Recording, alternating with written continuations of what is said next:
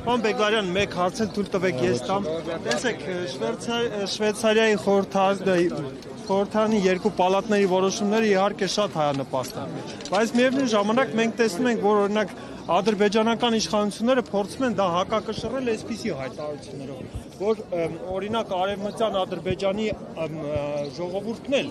ադրբեջանցիներն էլ իրավունք ունեն վերադառնալ Երևան,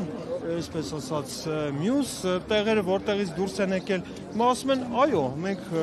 համաձայն ենք դրա հետ, բայց պետք է ամեն ինչը հավասարության մեջ դիտարկել։ Այս դրան մենք ինչպես պետք է հակակշռենք։ Նրան իհարկե առաջին հերթին պետք է Հայաստանի Հանրապետության պետական մարմինները պատասխանեն։ Ցավոք սրտի իրենք չեն պատասխանում, որ ընդհանրապես անհամեմատելի իրավիճակներ են եւ անհամեմատելի իրավունքներ են։ Նայեք, տարբեր փաստարկներ կան։ Նախ Արցախի ժողովուրդը բռնի տեղահանվել է։ Ներողություն, չէ, եկեք ես ձեզ այդ բանավեճի մեջ չեմ մտնում։ Ադրբեջանցիները խորհրդային տարիներին գլխավորապես իրենց կամքով տեղափոխվել են Ադրբեջան։ Այսինքն բռնի տեղահանում Հայաստանի խորհրդային Հայաստանից տեղի չի ունեցել։ Պատճառներ չի եղել, այսպես ասած բռնի տեղահանման։ Երկրորդը Արցախի ժողովուրդը որպես ժողովուրդ է եւ միջազգային իրավունքի սուբյեկտ է, որը ճանաչված է միջազգային հանրության կողմից, այդ թվում ԵԱՀԿ-ի կողմից եւ այլն։ Հետեւաբար մենք որպես ժողովուրդ վերադարձի իրավունք ունենք մեր հավաքական իրավունքներով։ Բացի դրանից կա միջազգային դատարանի վճիռ։ Ադրբեջանցիների պարագայում չկա այդ վճիռը։ Բացի դրանից ադրբեջանցիները բարձր տոկոսով կարողացել են փոխանակել կամ վաճառել իրենց սեփականությունը, իրենց գույքը այստեղ, իսկ մենք այդ հնարավորությունը չենք ունեցել, այլ ուղղակի բռնի տեղահանվել ենք, որովհետև ցեղասպանության ռիսկի առաջ են կանգնած եղել։ Ես մեկ հարց եմ եւ ներողություն բազմաթիվ այլ պատճառներ էլ կան եւ սրան պետք է պատասխանեն Հայաստանի Հանրապետության իշխանությունները, կարող են քննարկել միայն համեմատել Ադրբեջանից տեղահանված հայերի եւ Հայաստանից տեղափոխված ադրբեջանցիների որոշ չափով իրավիճակները, բայց ոչ ամբողջությամբ։ Տեսեք,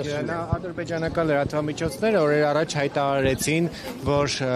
ծագումով երկու հայեր ցուցմունք են տվել Ռուբեն Վարդանյանի դեմ։ Դուք ճանաչել եք այդ մարդկանց, ձեզ նրանք ինչու մնացին այնուամենայնիվ Արցախում, երբ որ բռնի տեղահանում տեղի ունեցավ։ Անձամբ չեմ ճանաչել, հեռակա գիտեմ, տարբեր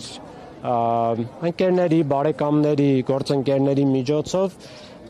իրականում չեմ կարող ասել ինչու մնացին, ես իրոք չեմ ուզում մարդկանց որևէ ձևով դատապարտել, բայց նախ իրենք այն անձինք չեն, որ բարձր կամքի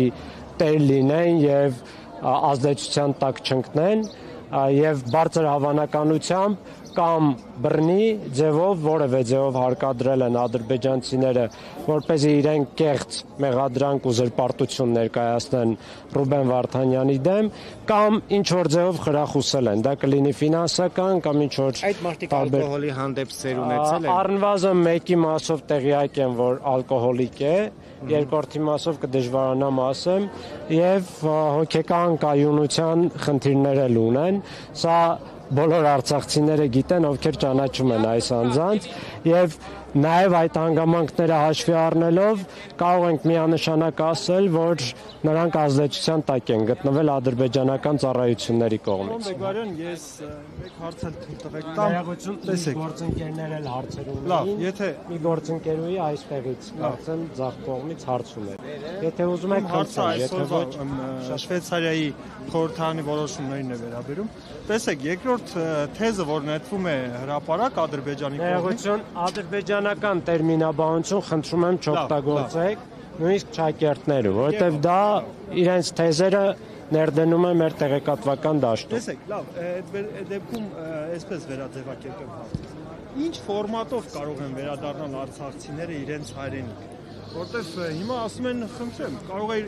ինչ որ մի օր Ադրբեջանը ասի կարող եք վերադառնալ, բայց իմ իշխանության ներքո, այսինքն հասկացա, նայեք,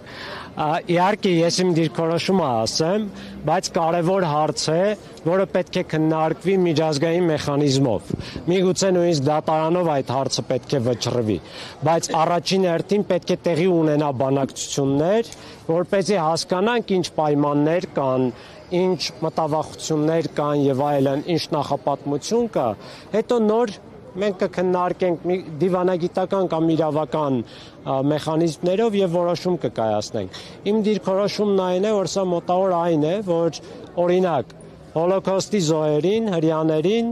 տանեն եւ նացիստական ռեժիմի տակ բնակեցնեն։ Արդյոք որևէ միջազգային հանրության ներկայացուցիչ այդպիսի բան կաներ։ Եթե իրենք ընդունում են, որ ցեղասպանություն է տեղի ունեցել կամ եթե նույնիսկ ցեղասպանությունը չեն ասում են էթնիկ զտում, որը մարդկության դեմ հանցագործություն է, ապա իրենք պետք է ընդունեն նույն միջազգային իրավունքով մարդկության դեմ հանցագործության կամ ցեղասպանության զոհերին ոչ մի ձևով ոչ մի պրակտիկա չկա, որ տանեն եւ հանցագործների տիրապետության տակ բնակեցնեն։ Հետևաբար հանուն մարդու իրավունքների, հանուն միջազգային իրավունքի փրկության եւ հանուն արդարության ուղղակի պետք է բացառենք ադրբեջանական ցեղասպանական տիրապետությունը։ Թե մնացածը ինչ պայմաններ են, միջազգային ադմինիստրացիա է, Արցախյան իշխանության վերականգնում է, միջանկյալ կարգավիճակ է եւ այլն, սրանք բոլորը քննարկելի հարցեր են, բայց պետք է լինեն այնպիսի պայմաններ, որոնք բացառեն հնարավոր նոր միջազգային հանցագործության կրկնությունը։ Սա ինձ համար աքսիոմա է, բայց եկեք սկսենք քննարկումները, եկեք միջազգային մեխանիզմը ներդնենք, հետո նոր կգանք այդ բարդ հարցերի քննարկմանը։